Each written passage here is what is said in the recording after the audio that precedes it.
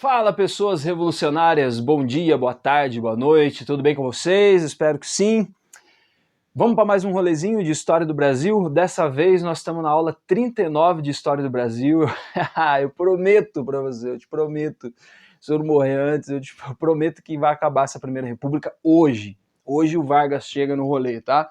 Então temos aqui, ó, Primeira República, é a última vez que você vai ver esse nome aqui, e a crise das oligarquias, ou seja, esses governos aí dessa república, essas oligarquias que estão governando, vai acabar agora, vai acontecer um rolê que vai acabar, você vai entender por que, que a galera tá amarrando cavalos no obelisco no centro do Rio de Janeiro. Aliás, olhando aqui o detalhe, ó, se o cavalo der um pum aqui, acabou a revolução para esse rapaz aqui, né? Mas vocês vão entender por que, que isso está acontecendo, beleza? Bom, o que tá rolando? O que tá rolando, né? Tá rolando o seguinte, desde 1889 você tem uma república que não foi, que não é. Falei para vocês tomarem cuidado, porque assim, a gente olha com um certo desprezo para essa primeira república e quer usar o termo república velha, república café com leite, né? Mas tem novidades interessantes, acontecem coisas interessantes aí também. Mas você tem poucas pessoas governando o Brasil, né, que são essas oligarquias, proprietários de terra, em cada região, em cada província, mais especificamente a elite de São Paulo, está dando as cartas aí, estão governando em seu próprio benefício e tal. Só que o Brasil está muito diferente nesse começo do século XX. Rolou um surto de industrialização, você tem revoltas populares, você tem várias mobilizações sociais, você tem os imigrantes chegando, as cidades estão crescendo, o Brasil está ficando diferente. No final da aula eu vou mostrar alguns números aqui para vocês de 1930. E aí esse modelo da república oligárquica está sofrendo críticas, a galera está na oposição, estão dando pedrada, estão dando paulada, estão criticando, porque a eleição é fraudada, porque tem um curral eleitoral, porque os casos governam para proteger a elite cafeicultora de São Paulo. Então assim, você tem uma parte da elite, uma parte das oligarquias, não curtindo o governo também, o pessoal do Rio Grande do Sul, Minas Gerais vai romper com São Paulo, a Paraíba. Você tem ali os tenentes, a classe média, a imprensa, o povão, os trabalhadores. Então, assim, esse bojo, né, esse movimento vai se organizar agora e estão se levantando contra essa república oligárquica, depois de um governo muito conturbado do Arthur Bernardes, o cara de carneiro, o seu Mé, né, que a gente viu na última aula, e governou com mais de 40 decretos de estado de sítio, várias revoltas e várias coisas acontecendo. Agora nós vamos ver o governo do senhor Washington Luiz, um presidente de bigode, cavanhaque lustroso, musculoso, mulherengo, culto, bem apessoado, arrogante, prepotente. Vamos ver o que está rolando aqui, tá bom? Alguns objetivos aqui. Hoje nós temos mais objetivos do que o normal, porque é uma aula muito importante. É um momento de transição na história do Brasil e a gente não pode errar. Essa é aquela aula que não dá para errar, tá bom? É importante para, lógico, o seu vestibular. Muitas questões estão nesse contexto aqui, mas é importante também para você entender os caminhos e os rumos da história do país que você vive, cara. É a tua vida. É com isso que a gente está preocupado também. Cai no vestibular? Cai. Uma vez por ano. Na vida, todo dia, para você entender o rolê do lugar que você mora. Vamos lá, a gente tem que saber nessa aula de hoje analisar a ideia, nós vamos analisar a ideia de modernização do governo Washington Luiz. Esse governo ele tem uma ideia de modernidade, mas modernidade no Brasil é um pouco complicado, porque normalmente essa modernidade exclui populações, não pensa muito em toda a galera, uma modernização meio elitista, tá ligado? Então a gente vai ter que ver isso. Vamos também, nosso objetivo é identificar, né, conseguir identificar elementos autoritários desse governo. Vocês vão ver aqui que tem autoritarismo rolando também. Relacionar a crise de 29, a famosa crise de 29, com o limite, ou o esgotamento do modelo agroexportador brasileiro. A gente vai sofrer com isso, com essa crise mundial que vai rolar a partir de 29. E aí temos mais uma página de objetivos, ó. Hoje não é pouca coisa não. A gente precisa também reconhecer a agregação de uma oposição heterogênea. Essa galera que está montando uma oposição contra a república oligárquica é um grupo muito diversificado, são grupos diferentes com interesses diferentes. É preciso ficar ligado nisso e saber reconhecer esses grupos. E a crise, lógico, da república oligárquica, ela vai cair, ela vai ruir, ela vai acabar hoje, ela acaba no fim do ano de 1930. E por último, olha só, sempre falo para vocês que história é presente. É assim, a gente faz história com questões e problemáticas do presente olhando para o passado. Olha só isso. Reconhecer o papel de árbitro das questões políticas. Quem está fazendo como árbitro das questões políticas, no Brasil? O Exército. O Exército aqui vai fazer um papel de árbitro. Isso pode acontecer, isso não pode, você vai cair, você não vai, você pode vir, nós vamos apoiar ou não. Então, assim, uma intervenção do Exército na questão política. Isso já tinha rolado antes, em outros momentos, você está acompanhando as aulas, está vendo isso, está rolando até hoje na história do Brasil, beleza? Para isso daqui, nós estamos organizados aí em 4 passos, né? Vamos fazer 4 partes aqui na sequência. Quais são elas? Primeiro a gente vai falar do governo Washington Luiz. Vou apresentar esse presidente, esse governo para vocês e mostrar os principais pontos aí entre 1926 e 1930. Depois a gente vai falar da Aliança Liberal. Essa oposição que eu tô falando tem um nome. Os caras juntam aí na campanha de 29 para 30 e lançam um grupo aí de oposição à República Oligárquica que chama Aliança Liberal. E a gente vai olhar a participação deles então nas eleições de 1930. E depois a gente fala da Revolução de 1930, e aí eu vou fazer aqui, ó, no finalzinho, 1930, um Brasil diferente. Eu quero falar com vocês por que fala revolução e não golpe, dar alguns números aí desse Brasil de 1930, né, comparando 1889 com 1930, e também tentar pensar nos desafios que o Vargas terá pela frente, tá bom? Tudo isso a gente tem que fazer hoje. Vocês viram que não é pouca coisa. Vamos tomar um chá e respirar.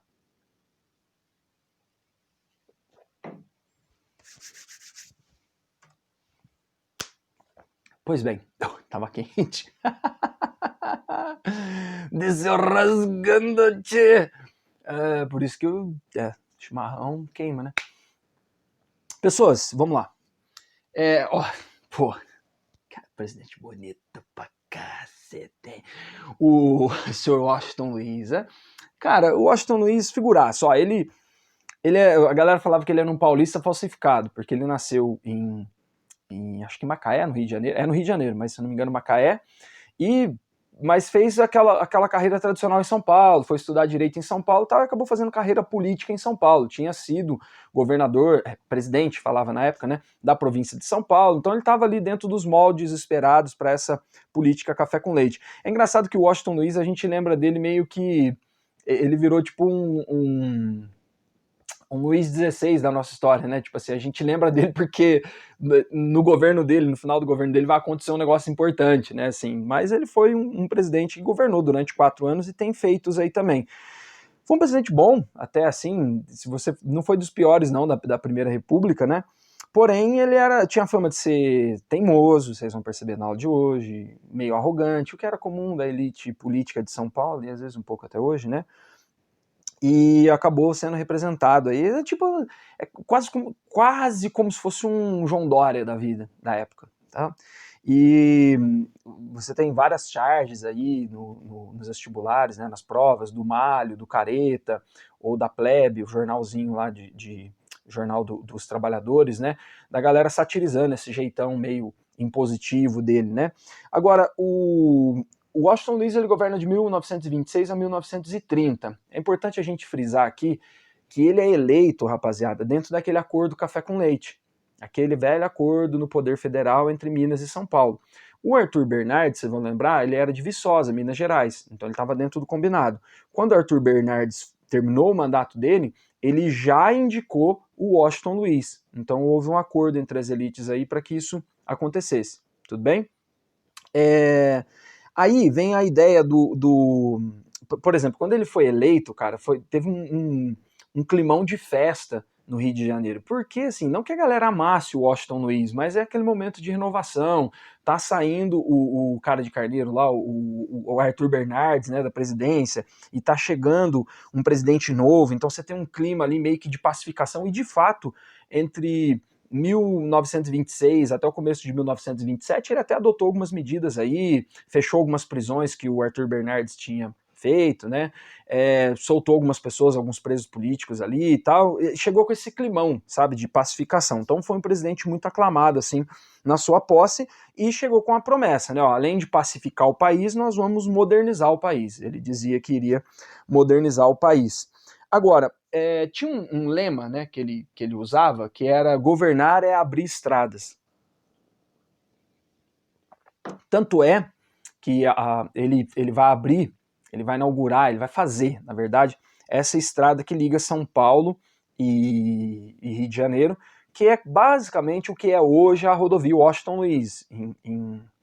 Não, a rodovia Washington Luiz não, a rodovia Washington Luiz é outra coisa, vai para o interior de São Paulo. Ali é a Dutra. Essa rodovia que liga São Paulo e Rio de Janeiro é a Dutra, mas foi começada ali o projeto e tal, e uma boa parte dela feita pelo Washington Luiz. Então ele é um cara que fez muitas estradas no Brasil. E aí, só não confunda uma coisa, nesse momento a ferrovia também é muito importante, né? E realmente era preciso fazer estradas, e assim, estradas bem rudes, tá? Cheio de buraco, com terra, não era asfaltado como a gente conhece hoje. Então ele achava que tinha que conectar o país com essas estradas e tal, o automóvel estava chegando, enfim. Mas depois a gente tem aquele contexto lá do Juscelino Kubitschek, né? Ele vai adotar um modelo de desenvolvimento baseado no automóvel, isso vai ser ruim pra gente, que nós vamos sucatear as ferrovias e vamos priorizar o modelo rodoviário. Para um país tão grande como o nosso, você sabe que isso não é uma boa escolha, né? Mas ele tinha essa ideia de progresso, né, de modernizar o país. Só que é uma ideia de progresso meio sem povo, assim, uma demofobia, sabe, um medo de povão. É a ideia de fazer uma modernização com uma bandeira liberal, tipo assim, ó, vamos deixar o Brasil, tem que ser um país liberal, mas o liberal deles é mais ou menos igual até hoje, essa elite de São Paulo aqui, que pensa que o liberal é só a economia. Então, assim, a gente tem que ter liberdade econômica, e aí a economia vai crescer, e aí só depois nós vamos poder pensar nas questões sociais. Tipo assim, sabe aquela famosa ideia de primeiro a gente tem que fazer um bolo, deixar o bolo crescer e depois dividir? Não escreva essa frase pro Washington Luiz, porque isso aqui é lá do governo militar de 64, lá na frente. Mas é essa ideia, sabe, assim, ó, vamos liberar a economia, nós somos liberais na economia, conservadores nos costumes, os pobres que se lasquem, né, questão social é caso de polícia, né, greve, essas coisas é caso de polícia, e aí, a hora que a economia desenvolver, o resto vem meio que na consequência, né. Sobre essa ideia de progresso, né, de modernização, tem um trecho aqui do historiador Christian Lynch, que está nesse livro aqui dos presidentes da semana, na verdade chama Os Presidentes, que é baseado no podcast Os Presidentes da Semana, do Rodrigo Vizeu. E o Lynch diz assim, ó, sua geração, a geração do Washington Luiz, sustentava que o progresso tinha que ser feito em uma base um pouco mais autoritária. Ou seja, você não precisa ficar perguntando, o progresso ele precisa ser imposto às vezes, né? E pelo Poder Executivo. Para isso seria preciso livrar a administração da velha politicagem. Ó, você conhece esse discurso, né? Representada por ele em momentos de atraso do coronelismo no interior e tal. Então assim, ó, vamos lá, eu sou um gestor, né, nós vamos acabar com essa politicagem, vamos modernizar, mas sem dialogar com ninguém. Washington Luiz era modernizador à sua maneira, em um espírito conservador. O Brasil está cheio de modernizações conservadoras, né? Seu governo tinha surgido como o ideal da aristocracia da Primeira República, liberal, economicamente, jovem, empreendedor, elitista, no sentido de acreditar no papel da elite na promoção do progresso, a elite à vanguarda do progresso, né? Essa ideia a ideia do governante liberal e ilustrado, que levaria o Brasil para perto dos grandes países civilizados. Dizendo assim, ó, tirando do primeiro lugar da gafieira para colocar ele no último lugar do Jockey Club. Ficar no último lugar do Jockey Club é muito melhor que ficar no primeiro lugar da gafieira. Então, ó a ideia de modernização de novo aqui. Então, percebam que, ao longo da história do Brasil, várias vezes aqui nas aulas, eu falei para vocês dessa ideia de modernização. Lá no século XIX, Mauá, modernização conservadora, mantém a estrutura. Aí depois ali, Marinha, modernizada, mas dando chibatada. Primeira Guerra Mundial, a modernização, mas com limites. E aqui a mesma coisa, né? Uma modernização meio truculenta e autoritária, conduzida pela elite. Tá bom? Então, ó, coloquei aqui, ó, cuidado, né? Porque é liberal e moderno em que sentido? Para quem, né? Que ele está fazendo isso. E ainda no primeiro tópico aqui, um exemplo do autoritarismo do governo dele, apesar de ter sido eleito com um clima de festa e pacificação e modernização, aí o que acontece? Aquela galera que estava reprimida no governo do Arthur Bernardes começou a sair da casinha e falar, então é nós. Ele chegou no começo ali até permitir o Partido Comunista aqui no Brasil, que tinha sido proibido pelo Arthur Bernardes. Só que aí chegou em 27, a galera querendo ser representada e tal, ele não soube lidar com isso. E aí em 27 ele fecha a casinha de novo. Olha só, o governo que era para fazer a pacificação, o governo que era para modernizar o país já falou não, aprova um pacote de leis ali. Na verdade fica conhecido como Lei Acelerada, né, de 1927, que ela vai definir delitos ideológicos, ou seja, o jornal não pode falar qualquer coisa, não pode fazer greve, os movimentos trabalhistas não podem se manifestar, o Partido Comunista foi fechado de novo, colocado na ilegalidade, Ou seja, fecha a casinha com medidas autoritárias aí para poder tocar a modernização ao gosto do presidente, ao gosto do executivo, ao gosto dessa elite, né? Uma coisa interessante para a gente pensar aqui, no contexto internacional, tá rolando a crise de 1929, tem a quebra da Bolsa no final desse ano, e, tipo, Washington Luiz deu azar, né? Porque não fosse isso, não fosse a, não fosse a Revolução de 30, ele ia sair bem na fita, né? Mas teve esses eventos aí. Esse aqui ele não tem culpa, né? Teve uma crise nos Estados Unidos, isso tem um efeito muito negativo para o Brasil, primeiro porque o liberalismo também embaixa com essa crise aí de 1929, né? Você tem aí a sombra do comunismo, do socialismo, a União Soviética já existe, nós não vimos isso até esse momento em história geral, mas vamos ver em breve. Então o modelo agroexportador brasileiro, ele chega no seu limite, ele esgota, porque aí os países que estão em crise, por conta da crise de 29, param de comprar produtos brasileiros, e aí o café que já estava transbordando no mercado, agora está transbordando mais ainda. E aí nós temos uma situação complicada que cai no colo do Washington Luiz. Porém, mesmo sendo da elite paulista e representando os interesses da elite paulista, nesse momento ele não é louco. Ele não vai fazer o que ele não pode fazer também, porque os cafeicultores, os caras não querem levar prejuízo de jeito nenhum, nunca na vida, né? Sempre empurra para alguém esse prejuízo. E aí os cafeicultores pressionam o Washington Luiz para falar, cara, agora você tem que fazer todo o esforço do mundo para salvar o setor cafeeiro. E o Washington Luiz se recusa. Ele fala, não, eu não vou, não dá para fazer outro empréstimo, não dá para injetar mais dinheiro, não dá para fazer isso agora. Se eu fizer isso, eu vou enfiar o Brasil num buraco que não vai sair nunca mais. E aí os cafeicultores começam a tretar com ele. Falou, louco, né? Nós estamos aqui com o governo, aí o governo não está com nós, você é louco, tio? Né? Você vai fazer isso mesmo? Então tá rolando uma tensão aí entre o Washington Luiz e a elite cafeicultura, porque ele não quer manter isso aí. Aqui está a charge do Malho, ó, lá no fundo tem o Ministério da Fazenda, né? O Vargas trabalhou no governo do Washington Luiz como ministro da Fazenda, mesmo sem entender praticamente nada de economia. Beleza? Segue o baile, vamos pro segundo passo nosso aqui. Aliança Liberal e as eleições de 1930. Vamos lá então, senhorinhas e senhorinhos, senhorzinhos. O Washington Luiz foi muito teimoso. E quando chegou ali no final do mandato dele, o normal, o combinado dentro da política café com leite, seria, galera, que ele indicasse o próximo presidente. Quando o presidente em exercício indicava o próximo, cara, era meio que garantido que o próximo ia ganhar, porque aí você ativava todo aquele sistema da república oligárquica, da política café com leite, passando pela política dos governadores até o coronelismo e tal. Só que aí o que aconteceu?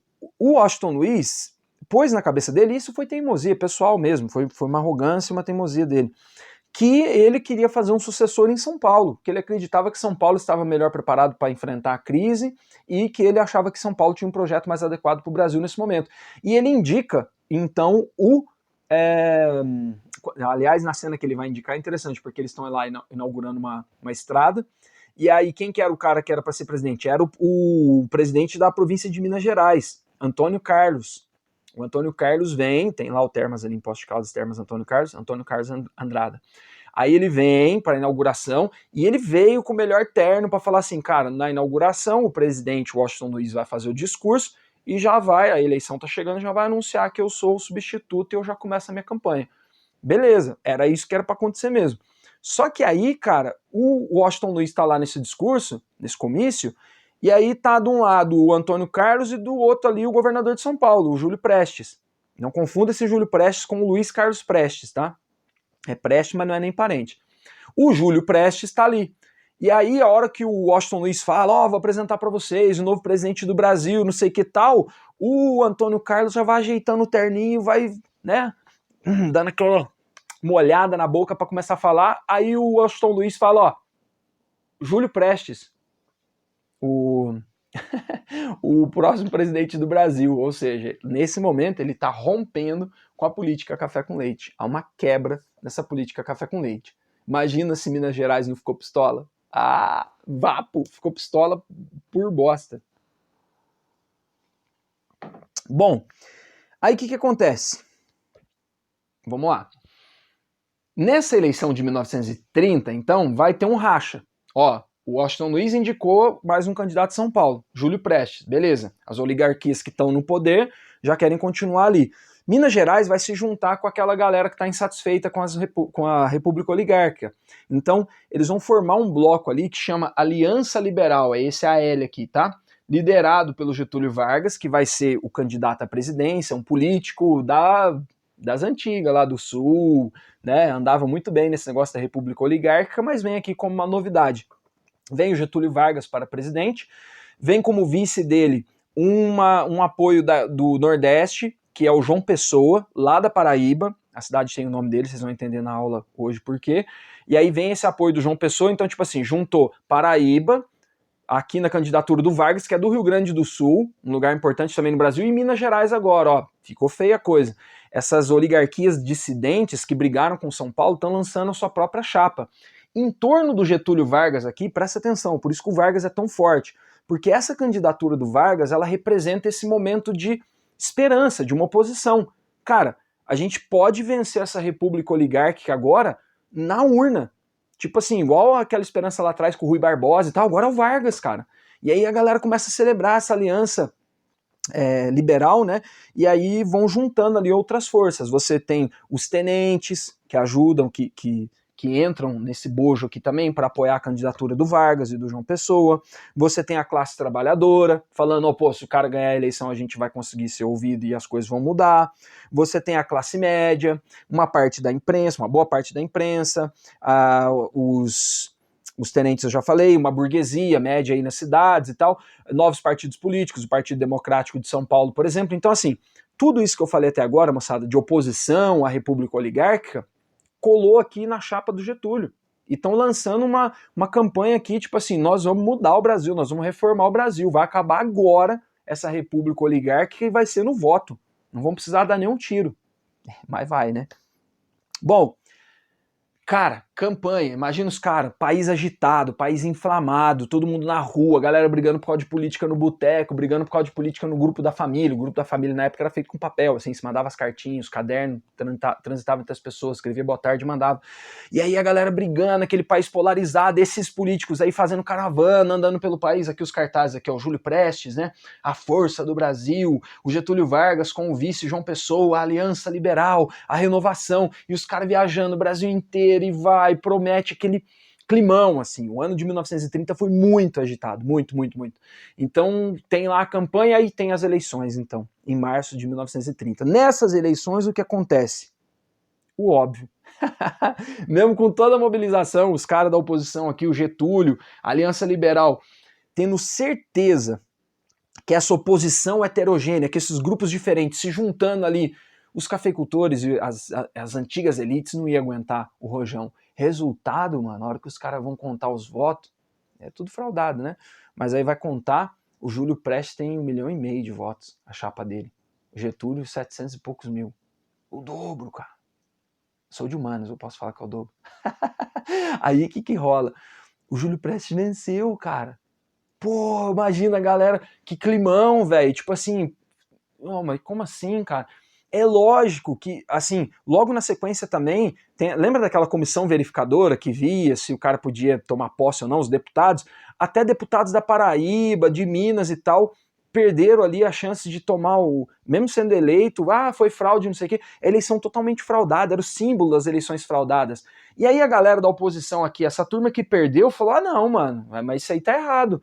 É justamente contra isso que nós estamos lutando, porque os caras não perdem uma eleição. É lógico, eles que contam os votos, eles que vão diplomar os deputados, senadores que eles acham que foram eleitos, cara. Então, tipo assim, é a prova da prova que isso aí tá zoado. E aí, vamos começar uma história aqui de trás para frente, ó. Pensa no seguinte, a galera tá putaça porque perdeu a eleição, certo? Aí, lá no Nordeste, em Recife, ó, tem nada a ver, o rolê aleatório, em julho desse ano de 1930, os caras já tinham perdido a eleição, tava todo mundo reclamando, clima agitado no país, vai aceitar, não vai e tal. Em julho de 1930, ó a cena, uma padaria não, padaria chique, uma galera toda bem vestida, sentada numa mesinha assim, tomando um chá à tarde. Abre a porta da padaria, entra um cara muito bem vestido, com um terno de linho claro, de chapéu, tira o chapéu, entra com o chapéu na mão, chega na mesa dos senhores, ilustres senhores, né? Chega na mesa dos caras e fala, boa tarde, senhores. E aí os caras respondem, boa tarde. Pausa essa cena aí. Fazer igual o João Kleber agora. Pausa essa cena aí que daqui a pouco a gente volta nela. Eu vou fazer uma pausa nesse vídeo aqui pra gente ter uma segunda parte aí na sequência.